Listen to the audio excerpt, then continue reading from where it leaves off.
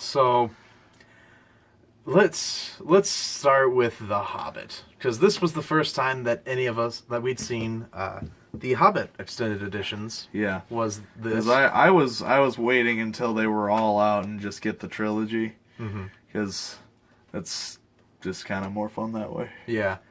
So we didn't know what we were expecting going into this. Yeah.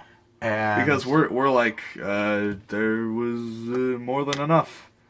Yeah, there more was than enough already. There are 3 movies of this one book that is shorter than Fellowship of the Ring.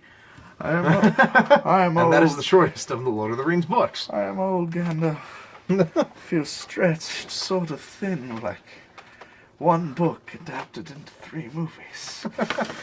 But it's amazing. That's pretty Martin great. Freeman is the best Bilbo, in my opinion. Yeah. He is really, really good. I don't think they really could have gotten another actor to be Bilbo. No, Martin Freeman is the best Bilbo they could have gotten. As who, like, for who they had available, because like they needed somebody younger. Yeah. They couldn't just young up, shoehorn Ian Holm, because Ian Holm is so old. He was old then. He's so old. And especially what these movies have in store. Yeah. Here we go. But like, but the thing I like about the Hobbit movies is, yes, they are one movie adapted into 3 books, but one book adapted into you know 3 what movies. I mean. They don't. They know what I mean. But they're gonna like, tear you apart in the comment section. Good. So like they have the time to do all these little things in the book, because the book has a lot of things that happen in it. Yeah. Because it's a very episodic book. Yeah. Because it's an adventure, not just like a world and these events happening. Yeah. Like this book is Bilbo's adventure, and things happen along the way, which is how adventures happen. Yeah. But it also like keys into the little things, like going into the movie. I actually read The Hobbit, and I am so glad that I did.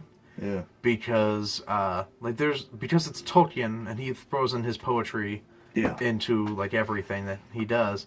Yeah.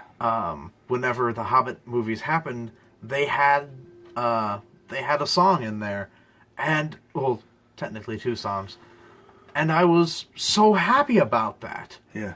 Because we sort of knew what it would sound like from the trailers, and so I was trying to sing The Misty Mountains Cold with like what I knew and everything, and it worked out so perfectly. Yeah.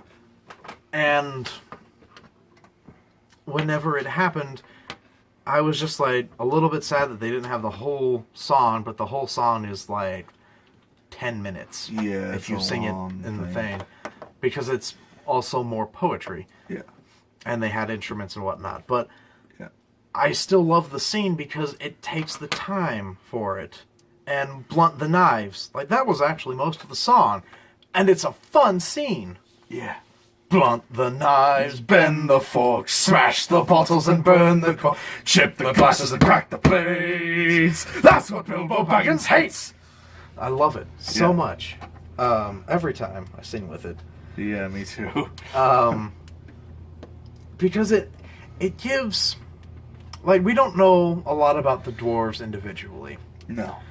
And you're kind of not supposed to at the same time. Yeah. Because they're just people in the party. But Bilbo, Thorin, and Gandalf are your main people, and you know about them. Yeah.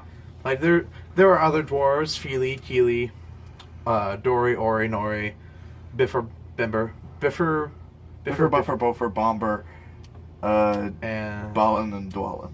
Balin, Dwalin, Gloin, Oin. I think that's all of them. Yeah. So like you have all these dwarves, but they're just kind of there, and you don't really know too much about them besides that's the fat one, that's the tough one, that's the old one, that's the guy with an axe in his head. Oh my god. We never noticed that until this movie, like... Because in the extended edition of Unexpected Journey, they point it out. Like, they draw attention to it. Mm-hmm. Like, Bilbo asks something about the thing in his head. And he's got an axe in his head.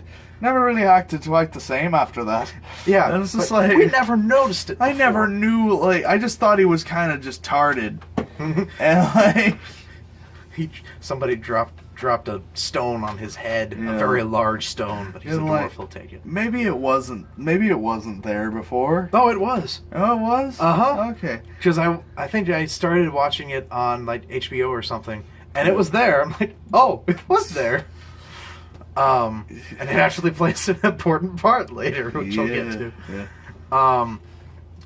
So, like, they're just, like, your people. They're your filler, kind of. Yeah. You know what they are. They have their own little, like, personalities and whatnot, and we love them. So you're going off on the adventure. Martin Freeman is great in being reluctant but drawn to. Yeah. Which I think is kind of a very hard thing to do. Yeah. To, like, portray it when you don't actually feel it. But he does a great job in this movie. This movie actually moves more than Fellowship of the Ring. Yeah. Like, all the Hobbit movies move as a story. They gotta go fast.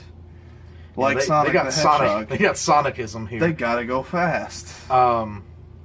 Because we've got the first real fight is with the trolls, and I honestly wasn't sure if the trolls were going to make it in this movie. Because it wasn't a very big thing, but it was a very silly thing in it. It was kind of a big thing though, because like it's kind of a major plot point. Yeah, it's like, Bilbo's first thing out of the Shire. Yeah, well, it's Bilbo's first thing out of the Shire, and it's also the first thing that like he proves himself. He proves his worth, because like the dwarves don't want him there. He doesn't. They see him as like a grocer instead of a burglar. They see him as a liability, and they don't want him there. They don't think he fits in, and he doesn't. No, that's the point. But the thing about the trolls is like he does what he knows how to do. Like he knows how to talk. He knows how to talk, and he knows how to confuse people. He knows he's a clever guy. And he knows how to use his brain in a way that dwarves just don't, because dwarves are like kill, drink, fuck. That is what dwarves and eat do. Beer's good, rots are good in a pinch, but meat and cheese, that's my bread and butter. And so, like, there were a bunch of scenes that I was like, I really want to see these in the movies, since they did all these small things. Yeah. And some of them didn't happen. That's fine. That's disgusting. Look what came out of your hooter! Look what's come out of me hooter! It's got arms and legs and everything! And, like, they gave the trolls the personalities, because in Lord of the Rings, trolls were just these big hulking brutes that didn't, like, say anything. Yeah. So I was happy that they were them. They were the Cockney trolls. Oh, look, we got a floater.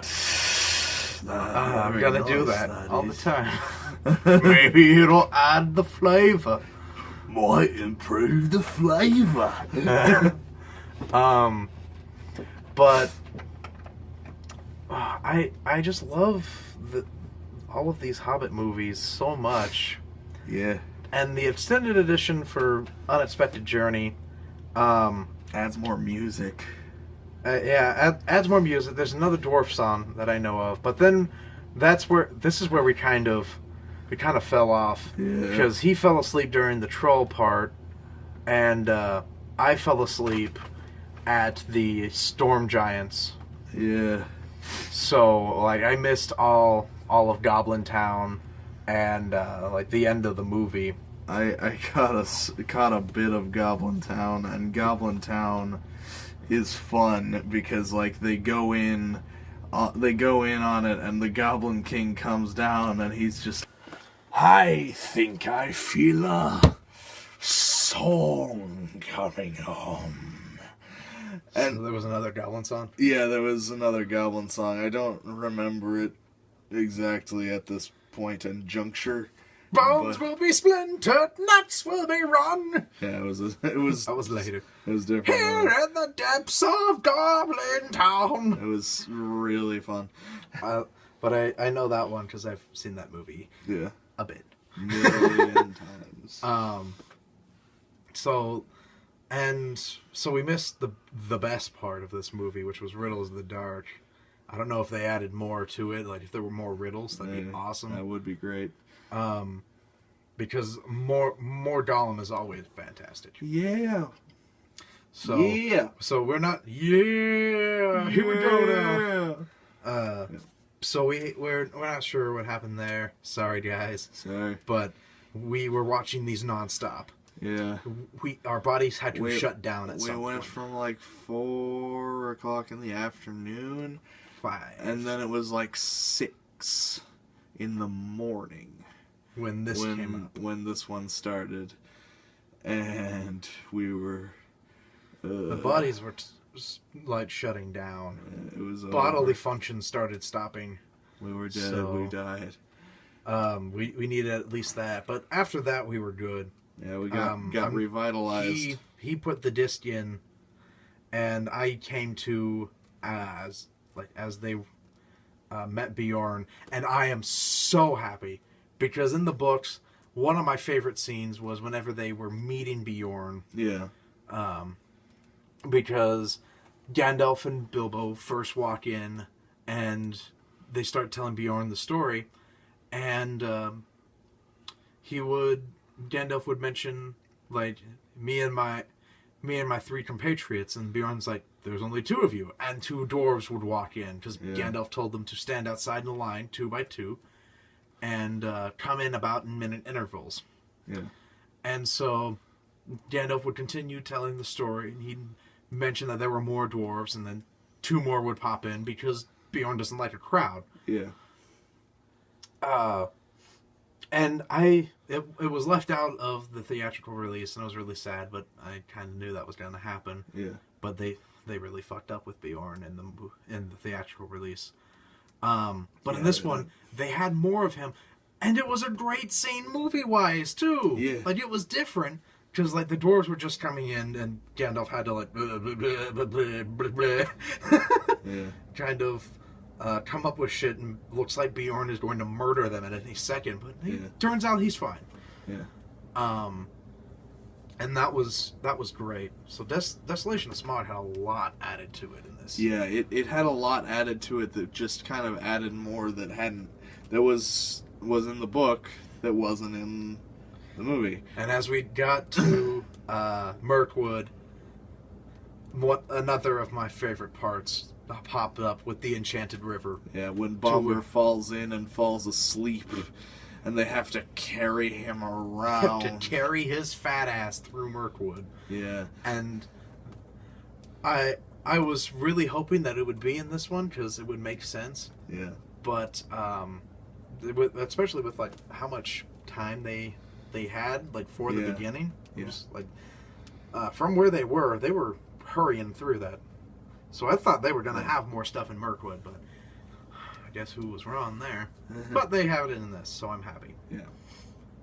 And they still had all of the trippy ass Mirkwood illusions. Yeah.